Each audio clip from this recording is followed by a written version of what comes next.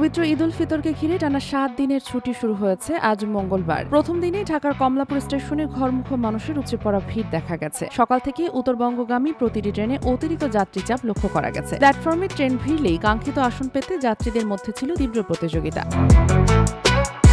সকালে ট্রেনগুলোতে গাদাগাদি করে যাত্রা করেছে মানুষ, যেন তিল ধারণেরও জায়গা নেই। অনেক যাত্রী ছাদে উঠে বসেছেন। তবে পূর্বাঞ্চলগামী ট্রেনগুলো তুলনামূলকভাবে কিছুটা ফাঁকা ছিল। তবুও সার্বিকভাবে যাত্রীরা স্বস্তির কথাই জানিয়েছেন।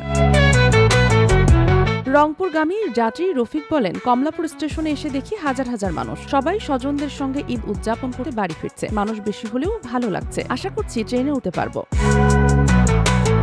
সরকারি চাকরিজীবী রবিউল বলেন, বউ বাচ্চাকে আগেই বাড়িতে পাঠিয়ে দিয়েছি। এখন আমি যাচ্ছি, কিন্তু এত ভিড় দেখে কিছুটা দুশ্চিন্তায় আছি। ঠিকমতো ট্রেনে উঠতে পারবো কিনা। তবে ট্রেনগুলো সময় মতো ছেড়ে যাচ্ছে, এটা ভালো লাগছে। মঙ্গলবার উত্তরবঙ্গগামী নীলসাগর এক্সপ্রেস ছাড়া কমলাপুর স্টেশন থেকে বাকি সব ট্রেন নির্ধারিত সময় ছেড়ে গেছে। Sheikh Masuma, news desk, daily our Bangladesh.